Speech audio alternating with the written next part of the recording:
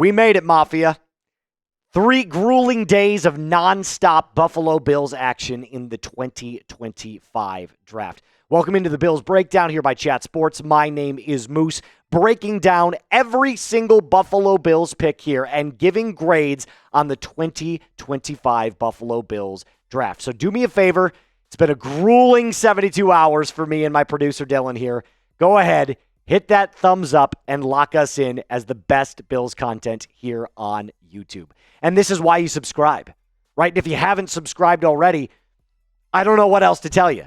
We covered every single pick in the 2025 NFL draft, and that's exactly what we're going to do right here, culminating every last pick into one video with grades just for you. So do me a favor, hit that subscribe button and lock us in right now. Okay. Let's start with just kind of a recap of all of the Buffalo Bills pick. This is what it looks like. Hairston, Sanders, Jackson, Walker. Those are our first 4 that came on days 1 and days 2, with Deion Walker actually coming in today on day 3. And then we had other guys going later on in this draft, but we're going to start with Maxwell Hairston, right? And I have been clamoring for Hairston from the moment that I started working on this channel. I said, you have to address cornerback 2. Alongside Christian Benford, he needs a running mate to fortify the defensive backfield for the Bills. Now, in 2024, he suffered a really bad shoulder injury, so he only played in 7 games. However, in 2023, he was outstanding. So he has got elite zone coverage skills. He's actually a press corner. Now, he's got that small sample size, but his amazing skill set is fantastic. He's a little bit undersized for the position. He's only 5'10", 183 pounds. But what he lacks in size, he makes up for in ball skills, field vision, a nose for the football, understanding leverage, understanding where to be and how to sit back and when to jump routes. So, in my opinion, he was cornerback 3 on my list. I had Jahdae Barron at 1, I had Will Johnson at 2, and I had Maxwell Hairston at 3. But the knee injury to Will Johnson caused him to slide all the way until round 4. So Hairston slides up to cornerback number 2. I think he and Jahdae Barron are going to have the best careers. So I love this pick for the Buffalo Bills. I think he is an excellent player, going to make an excellent addition to this Bills cornerback room alongside Christian Benford, who we just paid 4 years, $76 million. The next pick that I want to talk about, TJ Sanders. Now, Sanders to me at first was a little bit of a reach. And after watching the tape again and then rethinking about it, I'm a little bit more comfortable with the position. He's a little bit slow, but he's powerful and he's strong. 6'3", 305 pounds as a defensive tackle is no small human being. One of the things that I love about TJ Sanders is what The Athletic's Dane Brugler had to say about him. He said this: Sanders is a long, twitchy big man, and he has the tools to make consistent plays in the backfield with continued technical awareness. Improvements, his promising skill set will fit both even and odd fronts. So, what does that all mean? It means that you're getting a player that already knows how to play the position pretty well. He's got the skill set that you're looking for. He just needs time to develop them at the higher level. So I graded this originally as a B-. I've decided that I'm going to go a little bit higher. And actually, if we can throw up the weigh-in, Mr. Dillon, producer of the grades, that'd be great here because we're going to combo these last 2. TJ Sanders, to me, I look at as someone that is not necessarily a project, but someone that in the right system can flourish in a very quick amount of time. That doesn't mean week 1, but it could mean halfway through his 2025 season. So I want you to grade these 2 draft picks for me. I know it says grade the Bills draft. Let's grade these picks. A, B, C, D, or F. For Hairston, I'm giving it an A-. The skill set is off the charts. For TJ Sanders, I'm going slightly above what I did originally, which was a B-. I'm going to a B. So here's what I'm going to say. Get it down in the comment section below. Grade these picks for me. A, B, C, D, or F. I did see earlier as the pick came in for Sanders that some people were talking about his size and his slowness, his lack of that burst. But honestly, I don't need him to have a great burst on the defensive line. I just need him to have raw strength. And speaking of raw strength, that's where the next guy comes in, Landon Jackson. And I got to tell you, this is my favorite one. Full transparency, throwing it out there for you. This is my favorite Buffalo Bills draft pick in 2025. Landon Jackson's a nut. Like, this dude is insane. Keep in mind that we're going to get into his measurables here in just a second. But at 49 tackles for loss was 10. He had 6.5 sacks and 35 pressures. This is a mammoth of a human being as well. 6'6", 264 pounds. And measurables aren't always the greatest storyteller of what a player is going to be, but it sure helps when he's coming off the edge, right? For reference, Khalil Mack is 6'3". Khalil Mack. So, I mean, this is a big, big boy. Now, he lacks a little bit of hip bend and quickness off the edge. He is more of a bull rusher type project right now. But if you can teach him how to use a swim move underneath, maybe a spin move to complement his already impressive strength and stature, you are looking at a very, very scary player. This could be a player that gets 10-plus sacks for the foreseeable future. And I think already on the defensive line with Ed Oliver, A.J. Epinesa, Terrell Bernard, Joey Bosa, Larry Ogunjobi, Michael Hoyt, I think you are going to be looking at a very scary front seven for the Buffalo Bills. And speaking of front seven, that's where our next pick came in. Deion Walker, the defensive tackle out of Kentucky. And again, another player that has some injury concerns. He had a really bad back injury at Kentucky. But another huge dude. And there's a pattern here with Brandon Beane and what Sean McDermott did in this draft. They went with big hog mollies. 6'7", 328. This is a tree stump of a human being.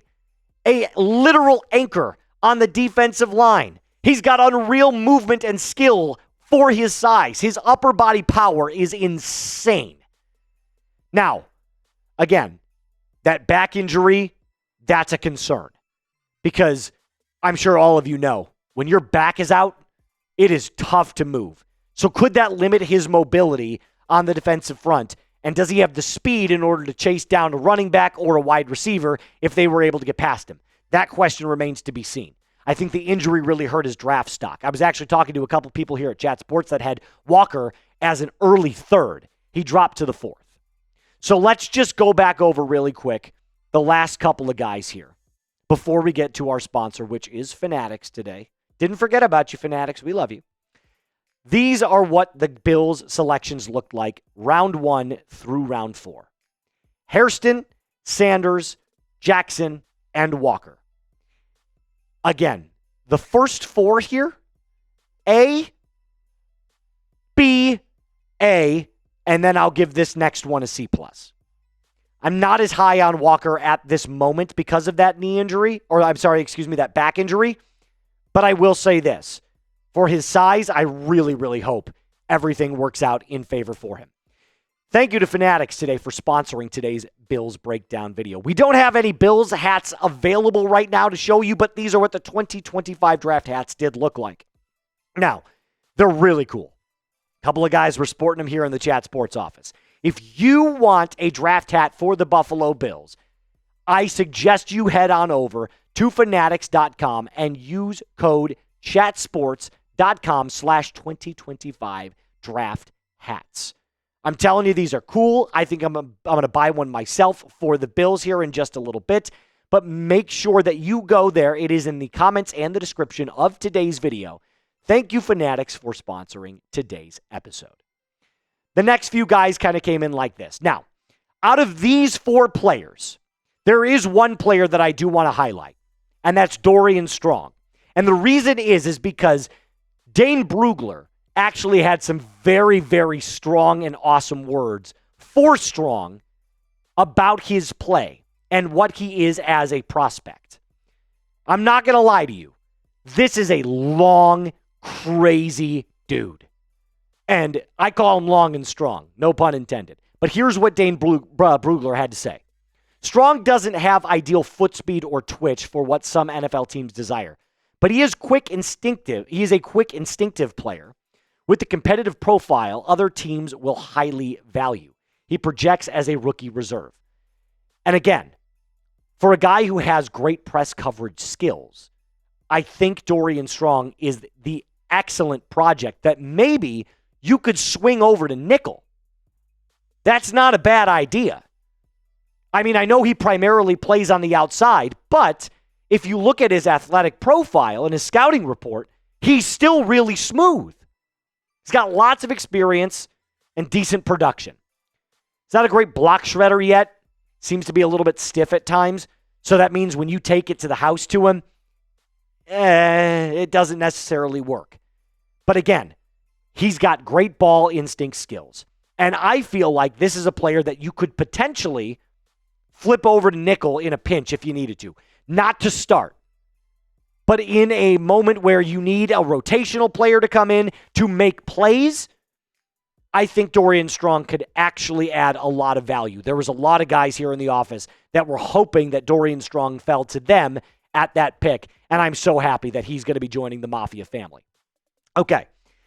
The rest of these guys, I'm not going to lie to you, they're depth pieces, and some of them won't even make the roster. Like Jackson Hawes, for example, is just strictly a blocking tight end.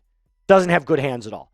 Chase Lunt, again, behind Dawkins on the offensive line, another rotational piece that we needed to get there. Someone that could come in if there is, God forbid, an injury. It's all about depth in these later rounds. And then our last guy, the Bills' Mr. Irrelevant, Caden Prather, who, again, one of these guys that I could see making the practice squad, potentially could find his way into a starting rotation. Maybe if you go 5 wide, he decides to get onto the field a little bit.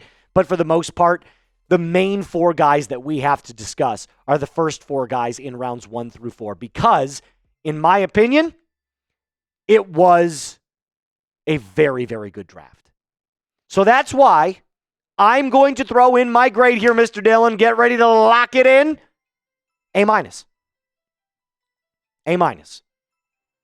I would have gone A because it's clear Brandon Beane and Sean McDermott attacked every need that the Bills had. I maybe would have liked to have seen them go wide receiver a little bit earlier, but I'm okay with it. I'm a little hesitant about the Walker pick just because of that injury, but think about this. The Bills needed corner. They needed an edge. They needed a defensive tackle. 1, 2, and 3. That's exactly what we did. Who's upset about it?